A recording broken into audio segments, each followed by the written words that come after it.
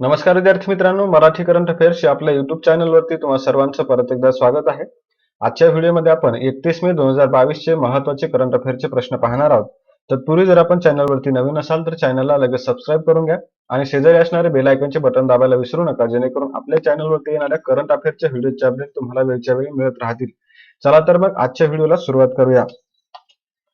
आजचा आपला पहिला प्रश्न आहे, 2021-22 या आर्थिक वर्षामध्ये कोणता देश भारताबरोबर व्यापारामध्ये अव्वल आहे? तर 2021-22 या आर्थिक वर्षामध्ये भारताबरोबर व्यापारामध्ये अव्वल असणारा देश आहे अमेरिका. पर्याय क्रमांक दुसरा अमेरिका या प्रश्नाचं योग्य उत्तर आहे. तर याबाबत अधिकची माहिती अशी की 2021-22चा जो व्यापाराचा डेटा आहे तो नुकताच भारताच्या वाणिज्य मंत्रालयाने प्रसिद्ध केलेला आहे आणि त्यामध्ये 2021-22 मध्ये भारत आणि अमेरिका यांच्यामध्ये 119.42 अब्ज डॉलरचा व्यापार झालेला आहे आणि चीन सोबतचा जो व्यापार आहे तो 115.42 अब्ज डॉलर झालेला आहे. यानुसार अमेरिका हा पहिल्या क्रमांकावरती आहे आणि चीन हा देश दुसऱ्या क्रमांकावरती आलेला आहे. त्याचबरोबर 2013-14 पासून ते 2017-18 पर्यंत जर आपण पाहिलं तर त्या कालावधीमध्ये चीन हाच देश भारताचा सर्वात मोठा व्यापारी भागीदार देश होता. त्यानंतर 2019-20 मध्ये अमेरिका हा देश व्यापारामध्ये पहिल्या क्रमांकावरती राहिला आणि परत पुन्हा 2021 मध्ये चीन हा देश भारताबरोबरच्या व्यापारामध्ये पहिल्या क्रमांकावरती होता. आता पुन्हा 21-22 मध्ये अमेरिका हा देश भारताबरोबरच्या व्यापारामध्ये अव्वल राहिलेला आहे आणि चीनच्या अगोदर 2013-14च्या अगोदर पहिल्या क्रमांकावरती असणारा देश कोणता होता भारताबरोबरच्या व्यापारामध्ये? तर संयुक्त अरब राष्ट्र त्यावेळेस पहिल्या क्रमांकावरती होते. यानंतर 2021-22 मध्ये भारताबरोबर व्यापार करणारे सर्वाधिक वाटा असणारे देश आपण जर पाहिले तर त्यामध्ये अमेरिका हा पहिल्या क्रमांकावरती आहे 119.42 अब्ज डॉलरच्या व्यापारासह. त्यानंतर चीन आहे 115.42 अब्ज डॉलरच्या व्यापारासह दुसऱ्या क्रमांकावरती. तिसऱ्या क्रमांकावर युएई आहे 72.9 अब्ज डॉलर व्यापारासह. चौथ्या क्रमांकावरती सौदी अरेबिया आहे 42.85 अब्ज डॉलर व्यापारासह आणि पाचव्या क्रमांकावरती इराक हा देश आहे ज्यानं 34.33 अब्ज डॉलर व्यापार भारतासोबत केलेला आहे 2021-22 या आर्थिक वर्षामध्ये. तर हे सर्व मुद्दे या प्रश्नाच्या बाबतीमध्ये लक्षात ठेवायचे आहेत, कारण की या कोणत्याही मुद्द्यावरती राज्यसेवा कंबाईन ग्रुप बी आणि ग्रुप सी यापैकी कोणत्याही परीक्षेला प्रश्न विचारले जातात. त्यामुळे हे सर्व मुद्दे तुम्ही विशेषतः लक्षात ठेवायचे आहेत. यानंतर पुढचा प्रश्न आहे, 96वे मराठी साहित्य संमेलन कोणत्या ठिकाणी आयोजित करण्यात येणार आहे? तर नुकतंच 96व्या मराठी साहित्य संमेलनाच्या आयोजनाचं ठिकाण ठरवण्यात आलेलं आहे आणि ते ठिकाण असणार आहे वर्धा या ठिकाणी. पर्याय क्रमांक तिसरा वर्धा या प्रश्नाचं योग्य उत्तर आहे की 96वे मराठी साहित्य संमेलन वर्धा या ठिकाणी आयोजित करण्यात येणार आहे. मग या ठिकाणी अखिल भारतीय मराठी साहित्य संमेलनाबद्दल उल्लेख आलेला आहे. तर याचं आयोजन अखिल भारतीय मराठी साहित्य महामंडळाकडून करण्यात येतं आणि त्याचे अध्यक्ष कोण आहेत? तर मग उषा तांबे या अखिल भारतीय मराठी साहित्य महामंडळाच्या अध्यक्ष आहेत. त्याचबरोबर हे पुढच्या वर्षी होणारं संमेलन जे आहे ते वर्ध्यातील स्वावलंबी महाविद्यालयाच्या परिसरामध्ये जानेवारी किंवा फेब्रुवारी 2023 मध्ये होण्याची शक्यता आहे. ही माहिती येणाऱ्या संमेलनाबाबतची होती. त्याचबरोबर आपण 95व्या अखिल भारतीय मराठी साहित्य संमेलनाबद्दल देखील माहिती असणं गरजेचं आहे, कारण की हा प्रश्न आपल्याला चालू घडामोडीवरती विचारला जाण्याचे चान्सेस जास्त आहे. तर 95 अखिल भारतीय मराठी साहित्य संमेलन जे आहे ते उदगीर या ठिकाणी झालेलं आहे आणि या ठिकाणाला लता मंगेशकर नगरी असं नाव देण्यात आलं होतं. याचा कालावधी राहिला आहे 22 ते 24 एप्रिल 2022 मध्ये. अध्यक्ष होते भारत सासणे आणि स्वागताध्यक्ष होते संजय बनसोडे. आणि कितवं मराठी साहित्य संमेलन होतं? तर 95वं अखिल भारतीय मराठी साहित्य संमेलन ते होतं. आणि आता कितव्या मराठी साहित्य संमेलनाचं ठिकाण निवडण्यात आलेलं आहे? तर 96व्या मराठी साहित्य संमेलनाचं ठिकाण वर्धा या ठिकाणी निवडण्यात आलेलं आहे. आणि त्याचबरोबर अलीकडचे काही साहित्य संमेलनाचे ठिकाणं जर आपण पाहिले तर त्यामध्ये 93वं साहित्य संमेलन उस्मानाबादला झालेलं आहे 2020 साली. 94वे साहित्य संमेलन नाशिकला झालेलं आहे 2021 साली. 95वं साहित्य संमेलन उदगीर या ठिकाणी झालेलं आहे 2022 साली आणि आता 96वं साहित्य संमेलन वर्धा या ठिकाणी 2023 ला होणार आहे. यानंतर पुढचा प्रश्न आहे, महिला T20 चॅलेंजचे चौथ्या हंगामाचे विजेतेपद कोणत्या संघाला मिळालं आहे? तर नुकताच महिला T20 चॅलेंजचा चौथा हंगाम पार पडलेला आहे आणि त्याचे विजेतेपद मिळालेलं आहे सुपरनोव्हाज या संघाला. पर्याय क्रमांक पहिला सुपरनोव्हाज याचं योग्य उत्तर आहे. तर याबाबत महत्वाची माहिती आपण पाहूया.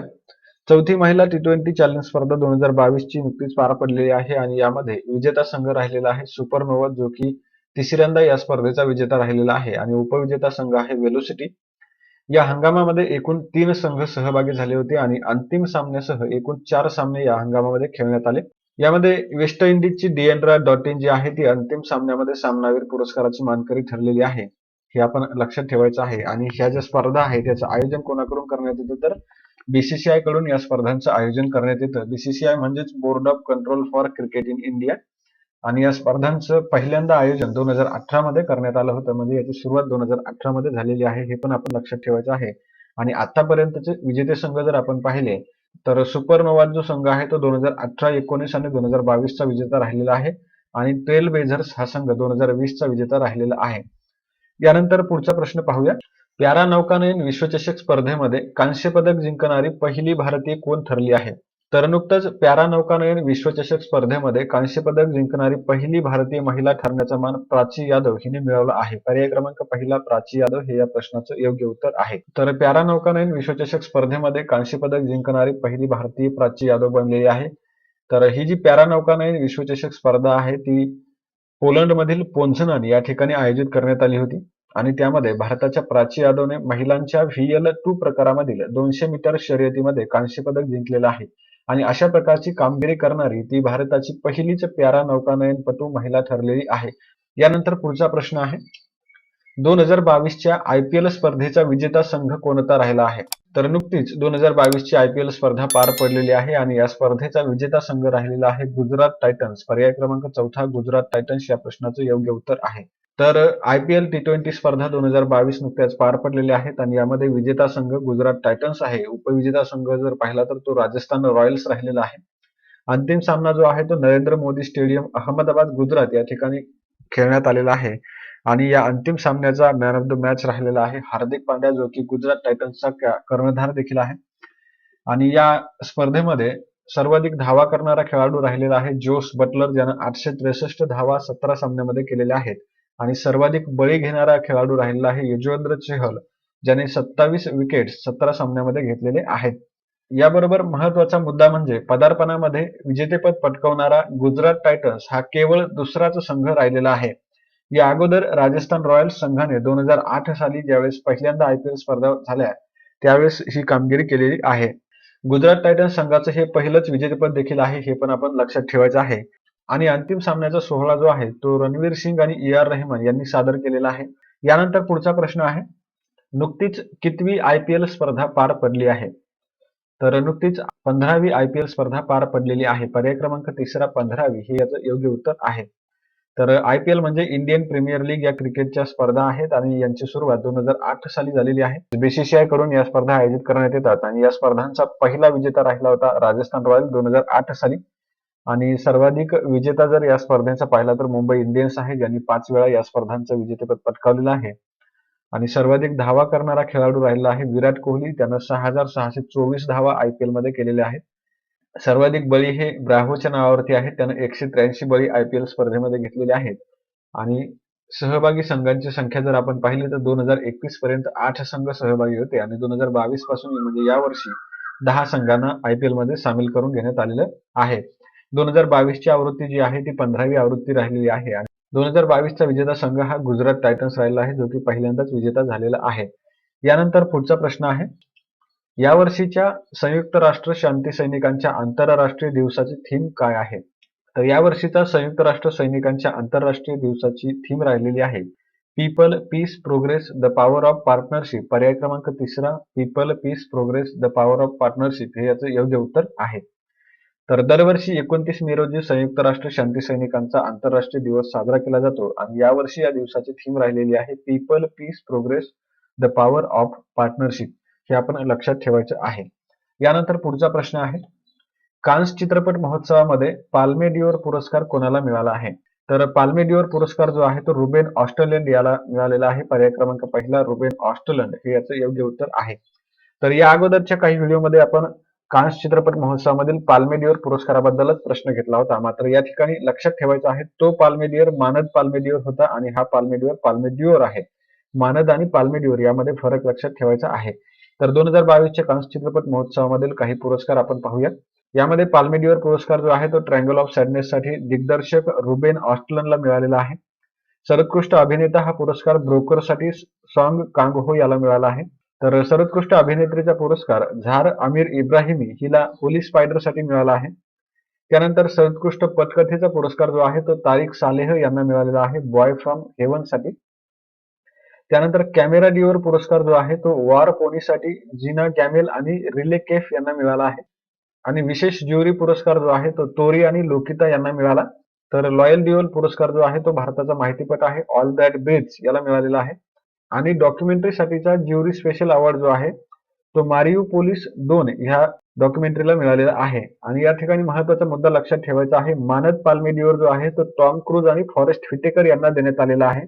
आणि पाल्मे डिओर जो आहे तो ट्रँगल ऑफ सॅडनेस साठी दिग्दर्शक रुबेन ऑस्टलन याला मिळालेला आहे. हे आपण लक्षात ठेवायचं आहे. या ठिकाणी कन्फ्युजन करून घ्यायचं नाही. यानंतर पुढचा प्रश्न आहे, फॉर्च्यून 500 यादीनुसार 2021 मध्ये सर्वाधिक पगार घेणारे सीईओ कोण आहेत? तर नुकतीच फॉर्च्यून 500 यादी प्रसिद्ध करण्यात आली आहे 2021 या वर्षासाठी आणि तिचा विषय आहे सर्वाधिक पगार घेणारे सीईओ. तर यामध्ये पहिल्या क्रमांकावरती राहिलेले आहेत एलोन मस्क, जे की टेस्ला कंपनीचे सीईओ आहेत. पर्याय क्रमांक पहिला एलोन मस्क या प्रश्नाचे योग्य उत्तर आहे. तर या यादीमध्ये 2021 या वर्षामध्ये सर्वाधिक मानधन घेणारे सीईओ जर आपण पाहिले तर पहिल्या क्रमांकावरती आहे टेस्ला कंपनीचे एलोन मस्क, जे की 23.5 अब्ज डॉलर एवढं मानधन घेतात. त्यानंतर दुसऱ्या क्रमांकावरती ऍपलचे टिम कुक आहेत, जे की 770.5 दशलक्ष अमेरिकन डॉलर एवढं मानधन घेतात. तिसऱ्या क्रमांकावरती एनव्हिडिया कंपनीचे सीईओ आहेत जेन्सेन हुआंग, हे 561 दशलक्ष डॉलर एवढं मानधन घेतात. आणि चौथ्या क्रमांकावरती नेटफ्लिक्सचे सीईओ रीड हेस्टिंग्स हे आहेत, जे की 453.5 दशलक्ष डॉलर एवढं मानधन घेतात. यानंतर आता आपण पुढचा प्रश्न पाहूया. ISSF ज्युनियर वर्ल्ड कप 2022च्या पदक तालिकेमध्ये भारताचं स्थान कोणतं राहिलं आहे? तर या वर्षीच्या ISSF ज्युनियर वर्ल्ड कप 2022च्या पदक तालिकेमध्ये भारताचं स्थान पहिलं राहिलेलं आहे. पर्याय क्रमांक पहिल्या क्रमांकावरती भारत आहे. तर international shooting sports federation junior world cup 2022 जो आहे तो जर्मनीमधील सुहर या ठिकाणी पार पडलेला आहे. आणि यामध्ये भारतीय तुकडीचं नेतृत्व भारताच्या दिग्गज नेमबाज मनू भाकर आणि सौरभ चौधरी यांनी केलेलं आहे. त्यानंतर महत्वाचा मुद्दा म्हणजे भारतीय ज्युनियर नेमबाजी संघाने या स्पर्धेमध्ये पहिला क्रमांक पटकावलेला आहे. या संघाने 13 सुवर्ण, 15 रौप्य आणि 5 कांस्य अशी एकूण 33 पदकं या स्पर्धेमध्ये जिंकलेली आहेत.